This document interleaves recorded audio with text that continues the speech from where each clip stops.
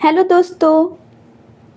जैसे कि कल आप लोग का एग्ज़ाम है, ठीक है? तो बायोलॉजी का तो एकदम बेहतरीन तरीके से हम लोग तैयारी किए हैं। प्लेलिस्ट में एक बार जाके ज़रूर देखना। तो क्यों ना एग्ज़ाम से पहले हम लोग एक बार क्वेश्चन अटेंड कर ले जो एग्ज़ाम में आने का पूरी तरह से चांस है। जैसे आजकल क्वेश्चन कैसे पूछा जा रहा है, सीजीवैपम सब लोग जानते हो नहीं जी? सीजीवैपम कैसे आते? कथन कारण, कूट वाला और एक है केएलएमएनओ वाला। तो चलो वैसा टाइप का हम लोग क्वेश्चन करेंगे। छत्तीसगढ़ी में बात करते हो या नहीं करो तुमन? करते हो ना? तो चलो हमन भी करबो आज। चलो फर्स्ट क्वेश्चन है, और जो लोग नए हो वो लोग सब्सक्राइब ज़रूर कर लेना, ठीक है? और लाइक कमेंट करके ज़रूर बताना कि क्वेश्चन कैसा लगा।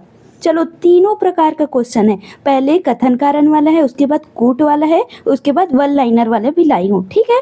चलो देखते हैं। फर्स्ट क्वेश्चन है, श्वसन गुणांक का मान वसा के लिए हमेशा 1 से कम होता है। कारण क्या बोला जा रहा है? वसा के ऑक्सीकरण के लिए कार्बोहाइड्रेट की तुलना में कम ऑक्सीजन की आवश्यकता होता है। तो देखो दोनों एक दूसरे से रिलेट हैं या नहीं, क्योंकि लगा लेना। मैं पहले भी बता रही हूँ और अभी भी बता रही हूँ लास्ट में। और आप लोग हाँ, एग्ज़ाम में डरना नहीं है, ठीक है? एकदम पानी वानी पी के मस्त बैठना है और पूरे अपने होशो हवास से एग्ज़ाम को अटेंड करना है, ठीक है? और एक भी क्वेश्चन नहीं छोड़ना है, माइनस मार्किंग बिल्कुल भी नहीं है। और आज मैं शाम को आप लोग को बताऊंगी कि क्या पहन के जाना है, क्या लेके जाना है, ठीक है? तो आप लोग बने रहना।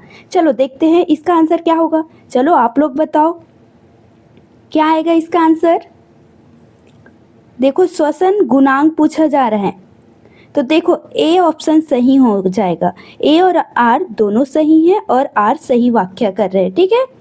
देखो इसका वाक्य भी लाई हूँ, देखते हैं। वसा में ऑक्सीजन की मात्रा कम होती है, इसलिए इसके पूर्ण ऑक्सीकरण के लिए बाहर से अधिक ऑक्सीजन की आवश्यकता होती है। इस कारण मुक्त हुई कार्बन डाइऑक्साइड की मात्रा उपयोग की गई ऑक्सीजन से कम होती है, ठीक है? जिससे इसका मान क्या होता है? 1 से कम होता है, ठीक है? चलो दूसरा क्वेश्चन देखते हैं। कथन कारण वाला है, C4 पौधे में प्रकाश श्वसन की क्रिया नहीं होती। सी कारण में क्या बोला जा रहा है? C4 पौधे को पुलाच्छद कोशिका में RUBIC-CO एंजाइम के पास CO2 की सांद्रता बहुत उच्च होती है। तो इसका आंसर क्या आ जाएगा? इसका आंसर क्या आएगा? चलो आप लोग बताओ। देखो दोनों सही है क्या, या सही व्याख्या कर रहे हैं, या क्या बोला जा रहा है, या नहीं कर रहे हैं? बताओ। देखो दोनों सही हैं और सही व्याख्या कर रहे हैं। इसका वाक्य देखते हैं। C4 पौधे की क्रैंज शारीरिक के कारण पुलाच्छद कोशिका में CO2 का स्तर सबसे उच्च होता है, ठीक है? इसको आप लोग स्क्रीनशॉट ले सकते हो, या इसका लिंक मैं टेलीग्राम लिंक में आप लोग को PDF सेंड कर दूंगी, ठीक है? चलो हम लोग क्वेश्चन बस अटेंड करते हैं।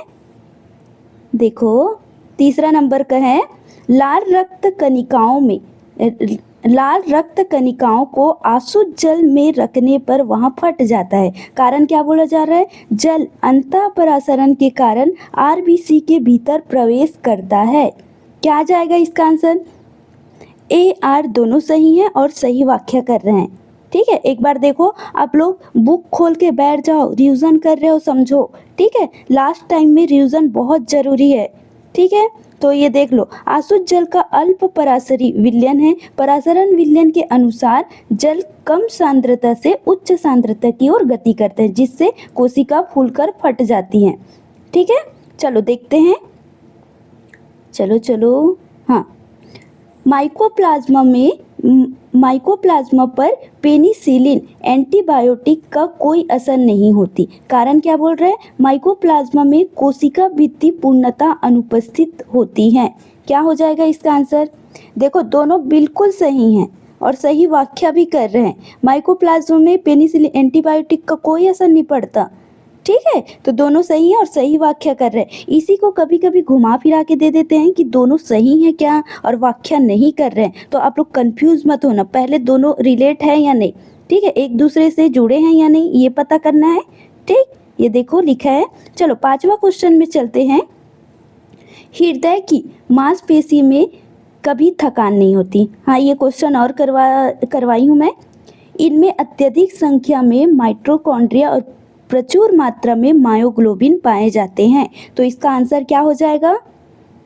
ए और आर दोनों सही है और सही वाक्य कर रहे हैं। अब मेरे को बोलना मत कि ए आर दोनों सही है, सेम लाए हो करके। आप लोग के एग्जाम में ना गलत भी दे सकते हैं, तो मैं सही ऑप्शन लाई हूँ क्योंकि हम लोग रिवीजन कर रहे हैं, ठीक है अभी। तो अगर ये कर लिए ना तो वन लाइनर आसानी से बनेगा आप लोग का, ठीक है। चलो देखते हैं, ये देखो, हृदय पेशी लगातार कार्य करना होता है, ठीक है। कभी रुकता है क्या? अगर वो रुक गया तो समझो हम लोग खत्म, ठीक है। प्रचुर माइटोकॉन्ड्रिया और मायोग्लोबिन ऑक्सीजन संचयन के कारण इन्हें निरंतर बिना रुके एटीपी मिलती रहती है, जिससे लैक्टिक अम्ल नहीं बनता। याद रखना, इसमें क्या नहीं बनता? लैक्टिक अम्ल, ठीक है। कथन कारण फिर से आ गया। कथन में क्या बोला जा रहा है? डीएनए प्रतिकृति के दौरान लीडिंग स्ट्रैंड का निर्माण सतत होता है। कारण क्या बोला जा रहा है? डीएनए पॉलीमरेज एंजाइम केवल 5 से 3 दिशा की ओर न्यूक्लियोटाइड जोड़ सकता है। आप लोग बताओ, चलो पढ़े हो ना, मैं ही आंसर दे रही हूँ, चलो आप लोग बताओ क्या हो जाएगा इसका आंसर। देखो ए आर दोनों सही है और सही वाक्य भी कर रहे हैं, ठीक है। देख लो एक बार। अब देखो कूट वाला प्रश्न आ गया, कूट वाला प्रश्न बनाते हैं आप लोग के लिए। हेलिकेज, प्राइमेज और एक है लाइगेज और एक है टोपोआइसोमरेज। तो इसका जोड़ी मिलाना है, ठीक है। एक का प्रोटीन दिए गए हैं, एंजाइम और प्रोटीन वही कार्य और स्रोत। चलो बताओ तो इसका आंसर क्या हो जाएगा? देखो हेलिकेज को डीएनए के घुमाव को खोलना होता है, तो ये हो जाएगा। प्राइमरेज में क्या होगा? प्राइमेज में आरएनए प्राइमर का निर्माण करना, दिख रहा है ये। लाइगेज में क्या हो जाएगा? ओकाजाकी खंडों को तोड़ना लाइगेज में। वही टोपोआइसोमरेज में सुपर कॉइलिंग को कम करना, मतलब तनाव को कम करना, ठीक है। तो कहाँ दिख रहा है? ए का 2, वही बी का 1 और एक है सी का 3 और लास्ट का डी का ही 4 है। तो किसमें किसमें दिख रहा है? फर्स्ट आंसर सही हो जाएगा। चलो ये देखो, इसमें वाक्य भी दिए गए हैं, जूम हो जा, हाँ चल, ये देखो ना। चलो आगे देखते हैं 8वां क्वेश्चन, कूट वाले ही प्रश्न है। ये नहीं हो रहा है, चलो आप लोग एडजस्ट कर लो। प्रकाश अभिक्रिया किसमें होता है? अप्रकाश अभिक्रिया किसमें होता है? और जल का प्रकाश अपघटन किसमें होगा? बताओ तो। देखो प्रकाश अभिक्रिया थाइलाकोइड्स झिल्ली में होता है, वही अप्रकाशीय अभिक्रिया क्या होता है? स्ट्रोमा में। जल का प्रकाश अपघटन कहाँ होगा?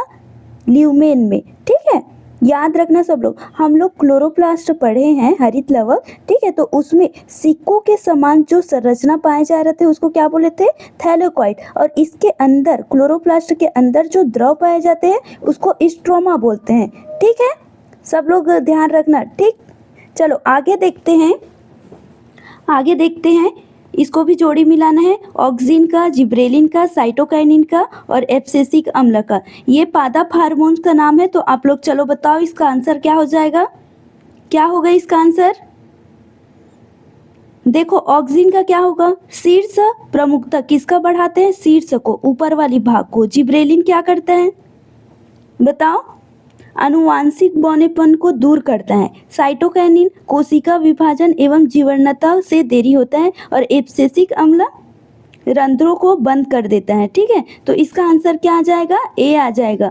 ऑक्सिन तने के शीर्ष को बढ़ाता है, जिब्रेलिन पर्व को, मतलब पर्व मतलब समझते हो ना, जब पत्ती लगे रहते हैं तो यहाँ पर जो नोट पाए जाते हैं उसको पर्व संधि बोलते हैं, ठीक है, इंटर नोट, ठीक है। आगे बढ़ते हैं सूची 1, सूची 2 को। ग्लूमेरुलस, समीपस्थ कुंडलित नलिकाएं, हेनरी लूप और एक है दूरस्थ कुंडलित नलिकाएं। ये किसका पूछ रहे हैं? नेफ्रॉन की संरचना में पूछ रहे हैं। तो बताओ इसका क्या आ जाएगा? आंसर क्या आ जाएगा बताओ? ए आंसर सही हो जाएगा, ठीक है। इसमें ग्लूमेरुलस में क्या हो जाएगा? फर्स्ट वाला सही है, इसमें सीधा सही है, ठीक है। सबका सेम सेम दिए गए हैं। चलो आगे बढ़ते हैं, देखो एक बार देख लो। उच्च दबाव रक्त छानता है, वही पीसीटी अधिक ग्लूकोज अमीनो अम्ल सोखता है, हेनरी लूप क्या करता है, काउंटर कंटर ये चलाता है। ठीक है, आप लोग एक बार देख लो, स्क्रीनशॉट ले लो। ठीक है, सूची 1 सूची 2 से मिलाते हैं। डाउन सिंड्रोम और एक है क्लाइन फेल्टर सिंड्रोम, टर्नर सिंड्रोम और एक है सिकल सेल एनीमिया। इसका बताओ क्या आ जाएगा। देखो मैं आप लोग को रिवीजन करा रही हूँ इसलिए सीधे सीधे आंसर दे दी हूँ, पर आप लोग के एग्जाम में इधर हेर फेर कर सकते हैं। ठीक है, तो इसका आंसर क्या आ जाएगा, तीनों सीधा है। आप लोग को मैं स्लाइड दे दूंगी। ठीक है, आप लोग एक बार पढ़ लेना। चलो देखते हैं आगे। रुको रुको पारिस्थितिकी। ठीक है, बायोमास मतलब पिरामिड को इसमें मिलाना है, तो इसका आंसर क्या होगा। देखो क्या आ जाएगा इसका आंसर। घास के मैदान का ऊर्जा पिरामिड हमेशा सीधा होता है। हाँ बिल्कुल सीधा होता है। ठीक है, समुद्र में जय भार का पिरामिड उल्टा होता है, याद रखना।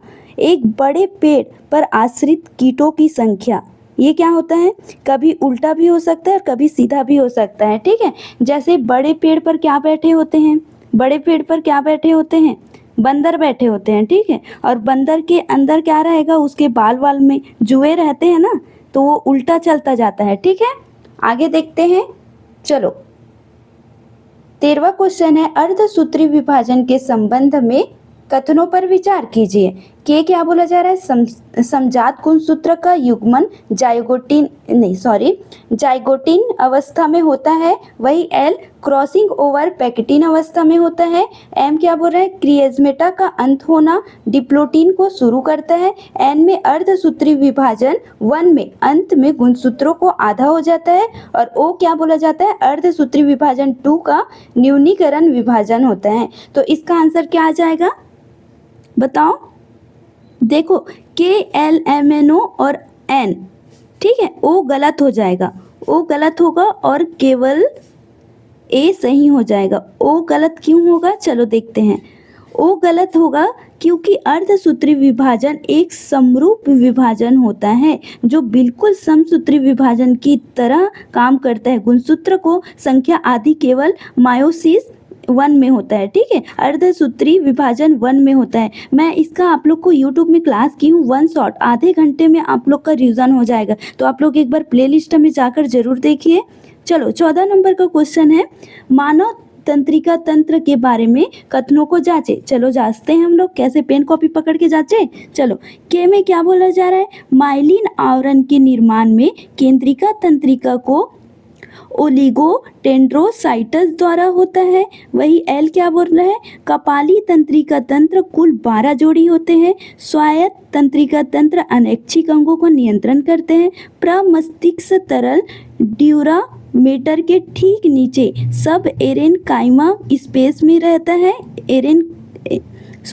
एरेकनाइट स्पेस में रहता है। वही सोडियम पोटेशियम पंप प्रति 2 से Na+ बाहर और N3K+ अंदर होता है। तो इसका आंसर क्या हो जाएगा, देखो कथन को जांची बोल रहे हैं तो क्या हो जाएगा, इसमें असत्य बोला जा रहा है। अरे मैं देखना ही भूल गई, अंडरलाइन कर लेना, असत्य पूछा जा रहा है तो असत्य क्या हो जाएगा, देखो असत्य ओ हो जाएगा, तो आंसर क्या हो जाएगा ए। ठीक है, देखते हैं। सोडियम पोटेशियम पंप सक्रिय परिवहन द्वारा 3 Na+ आयनों को बाहर फेंकता है, वही 2K+ आयनों को कोशिका के अंदर लाता है। ठीक है, बाकी सभी कथन सही हैं। चलो 15 क्वेश्चन में चलते हैं, अंतःस्रावी ग्रंथि के संबंध में विचार कीजिए। हम लोग ग्रंथि के बारे में बहुत अच्छे तरीके से पढ़े हैं। ठीक है, क्लास में भी पढ़े हैं और इसका अलग सा टॉपिक में मैं MCQ भी कराई हूँ। ठीक है, तो आप लोग जाके देख सकते हो। चलो देखते हैं। इंसुलिन एक पेप्टाइड हार्मोन है जो रक्त में ग्लूकोज का स्तर घटाता है। ग्लूकागॉन ग्लाइकोजेनोसिस को प्रेरित करता है। ऑक्सीटोसिन का संश्लेषण पीयूष ग्रंथि के अग्रपाली पर द्वारा होता है। और एक है एल्डोस्टेरोन, एक मिनर लोकोकॉर्डिस हार्मोन होता है। थायरॉक्सिन हार्मोन के निर्माण के लिए आयोडीन अनिवार्य है। सही कथन, अरे सही कथन नहीं है, गलत कथन पहचानिए। चलो गलत कथन क्या हो जाएगा, देखो केवल एम गलत है बोल रहे हैं, केवल एम गलत है। पीयूष ऑटो ऑक्सीटोसिन ग्रंथि, ये पीयूष ग्रंथि से नहीं होता। ठीक है, देखते हैं ऑक्सीटोसिन का वास्तविक निर्माण हाइपोथैलेमस। हम लोग हाइपोथैलेमस को क्या बोले थे, सबको पता है? हार्मोन्स का दादा बोले थे। ठीक है, बोले थे ना, इसी के द्वारा बहुत सारे हार्मोन्स उत्पन्न होते हैं। ठीक है, पीयूष ग्रंथि के पश्चपाली में इसे केवल संग्रहित और स्रावित करती है। ठीक है, चलो आगे बढ़ते हैं। 17 क्वेश्चन है, जैव प्रौद्योगिकी और प्लाज्मिड वेक्टर के बारे में विचार करें। विचार करो तो चलो, क्या आ जाएगा इसका आंसर? चलो विचार करते हैं।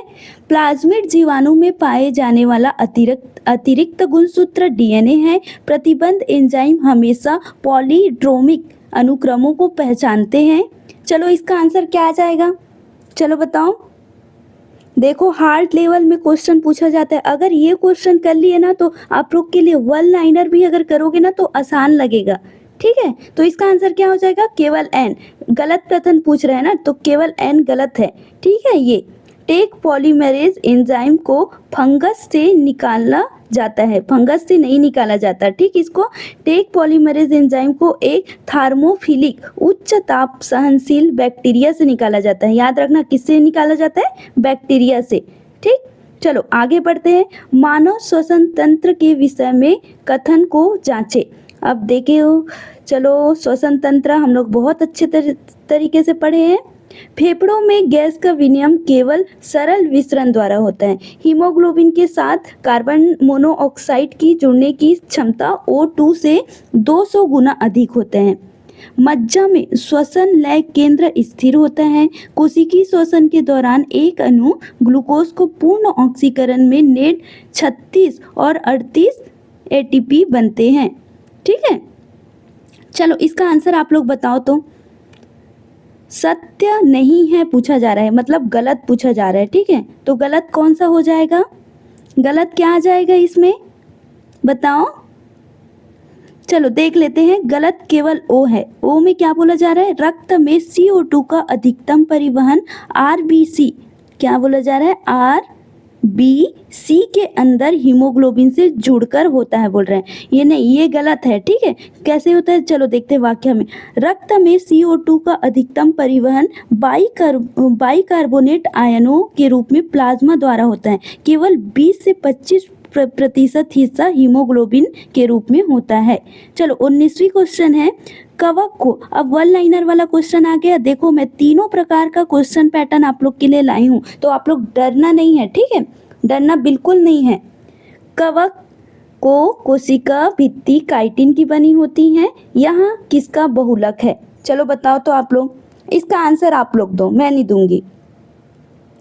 बहुलक पूछा जा सकता है। बहुलक मतलब क्या होते हैं?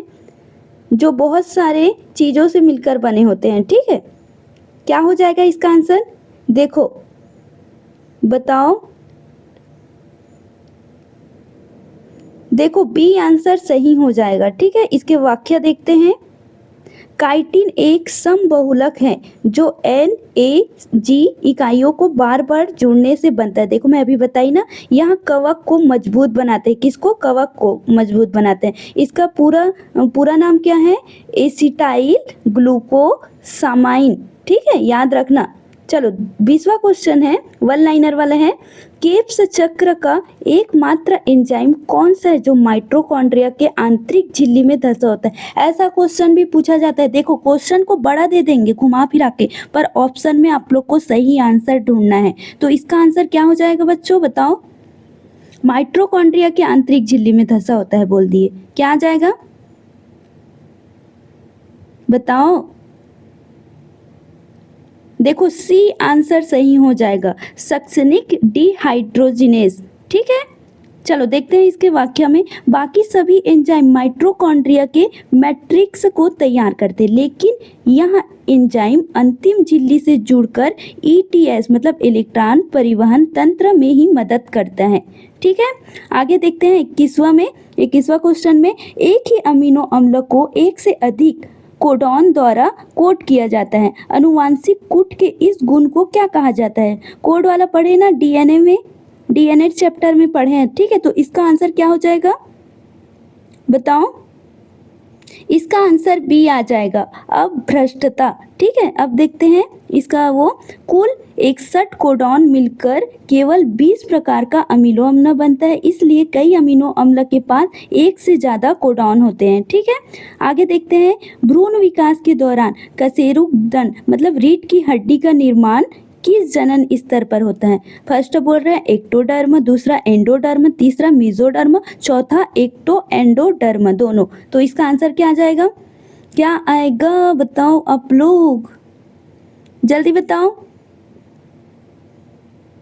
देखो इसका आंसर सी आ जाएगा, मेसोडर्म, ठीक है। मेसोडर्म कशेरुकी, रुको, अरे सॉरी, चलो, कशेरुकी जीवों में नोटोकार्ड का विकास भ्रूणीय मध्य जनन स्तर में होता है, बाद में यहाँ रीढ़ की हड्डी में बदल जाता है मेसोडर्म, ठीक है। भ्रूणी किसको बोलते हैं, बच्चों वाले को, ठीक है, जब छोटे रहते हैं तब, ठीक है।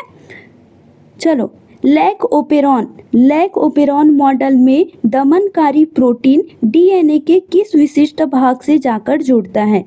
कौन से विशिष्ट भाग से जुड़ेगा, प्रचालक जीन से। दूसरा आंसर प्रचालक जीन, ठीक है। चलो देखते हैं इसका आंसर। देखो इसमें लिखा है जब दमनकारी प्रोटीन ऑपरेटर जीन से जुड़ती है तो आरएनए पॉलीमरेज आगे नहीं बढ़ पाती और ट्रांसक्रिएशन रुक जाती है, ठीक है। चलो 24वां नंबर में क्या लिखा है, चलो देखते हैं। मानव शरीर की जैविक घड़ी किस ग्रंथि को कहा जाता है जो सोने जागने के चक्र को नियंत्रित करता है। इसका आंसर तो आप लोग दो, मैं नहीं दूंगी, बिल्कुल नहीं दूंगी, क्योंकि मैं ग्रंथि बहुत अच्छे से पढ़ाई हूँ।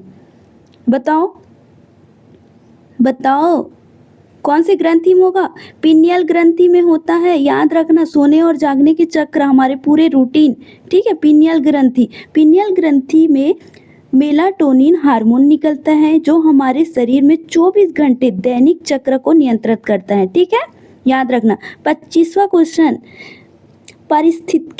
पारिस्थितिक तंत्र में एक पोषी स्तर अगले उच्च पोषी स्तर में केवल कितने प्रतिशत ऊर्जा का स्थानांतरण करते हैं। इसको भी बताई हूँ, बताओ आप लोग। सूर्य से प्रकाश आता है तो कितने परसेंट में जाकर पूरा खत्म होता है, बताई हूँ आप लोग को। देखो आंसर भी लिख डाली मैं अपने मन की बात, तो क्या आ जाएगा, बी आंसर सही होगा, 10%, ठीक है। लिंडमैन के अनुसार, कौन दिया गया है इसको, लिंडमैन ने, ठीक है। 90% ऊर्जा जीव को अपनी जैविक क्रिया और ऊष्मा के रूप में नष्ट हो जाती है, केवल 10% आगे ही बढ़ती हैं, ठीक है। हम लोग इसको पढ़े हैं। देखते हैं केचुआएं में उत्सर्जन और परासरण नियंत्रण किस अंग द्वारा संपन्न होता है। कौन से अंग में होगा, बताओ, केचुआ में कौन से अंग में होगा। देखो इसका आंसर क्या आएगा, वृक्क, नेफ्रिडिया, ठीक है। चलो देखते हैं इसके वाक्य में। केचुआ में बारीक नली जैसी संरचना होती है जिन्हें नेफ्रिडिया सॉरी कभी कभी हो जाता है, ठीक है। ज्वाला कोशिकाएं चपटे कृमि और मेलपिगियन नलिका कीटों में पाई जाती हैं, ठीक है। चलो आगे बढ़ते हैं। 27वां क्वेश्चन, डीएनए फिंगरप्रिंटिंग तकनीक मुख्य रूप से किस पर आधारित होता है। कोडिंग डीएनए के समानता पर, और एक है सैटेलाइट डीएनए की बहुरूपता पर, आरएनए की मात्रा पर, प्रोटीन की अनुक्रम पर। क्या आंसर सही हो जाएगा इसका, क्या आंसर सही हो जाएगा, देखो बी आंसर सही हो जाएगा, सैटेलाइट डीएनए की बहुरूपता पर। इसका वाक्य देखते हैं। हर व्यक्ति के गैर कोडिंग डीएनए में VNTRS मतलब दोहराए जाने वाले अनुक्रम की संख्या अलग होती है जो इसे विशिष्ट बनाती है, ठीक है। हम लोग का जब फिंगरप्रिंट होता है, आप लोग अपने अंगूठा का करते हो ना, मोबाइल में भी रखते हो, तो सबका अलग अलग होते हैं, इसलिए तो फिंगरप्रिंट मांगते हैं, देखना, ठीक है। 28वां क्वेश्चन, पौधे में जड़ दबाव मुख्य रूप से किस चरण से उत्पन्न होते हैं, बताओ। रूट प्रेशर क्या होगा, पत्तियों द्वारा उत्सर्जित वाष्पोत्सर्जन से, खनिजों के सक्रिय अवशोषण में, निष्क्रिय जल अवशोषण में, प्रकाश संश्लेषण के उच्च दर में। इसका आंसर क्या आ जाएगा, खनिजों के सक्रिय अवशोषण में। देखो जड़ की कोशिकाएं जब ऊर्जा ATP खर्चा करती है तो मिट्टी से खनिज सोखती हैं और पानी प्रसरण के कारण अपने आप पीछे पीछे अंदर आ जाते हैं और दबाव बनता है। ठीक है।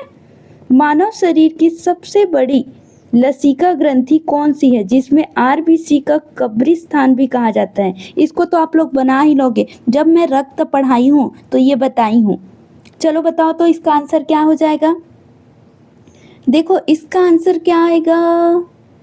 आरबीसी का मर जाना ही, मतलब उसी में मर जाता है तो क्या हो जाएगा? प्लीहा। याद रखना, प्लीहा को बोलते हैं कब्रिस्तान। प्लीहा पुरानी और क्षतिग्रस्त लाल रक्त कोशिकाओं को छानकर रक्त से अलग करती है और उसे नष्ट करती है। ठीक है। ठीक। लास्ट क्वेश्चन है, जलोद्भिद पौधे को पानी की सतह पर तैरने और गैस विनिमय में कौन सा विशिष्ट ऊतक मदद करता है? चलो बताओ तो कौन सा? समझ गए हो? देखो अगर किसी वस्तु को हम लोग पानी में फेंकते हैं तो वो कैसे, उसमें क्या पाए जाते हैं, तब वो तैरता रहता है। देखो बी आंसर सही हो जाएगा, एरेनकाइमा। मैं कल आप लोग को और क्वेश्चन कराई थी जिसमें आप लोग को ट्रिक बताई थी। एयर आ गया मतलब हवा के द्वारा वो बहता रह, मतलब उसका गैस विनिमय विशिष्ट हो जाता है। ठीक है, वो तैरता रहता है। ठीक, तो इसका आंसर क्या आ जाएगा? बी। यह पेरेनकाइमा ऊतक का रूपांतरण है जिसमें बड़े बड़े हवा का कोष्ठ होते हैं, पौधे को तैरने के लिए उछाल देते हैं। ठीक है, तो आज के लिए इतना ही दोस्तों।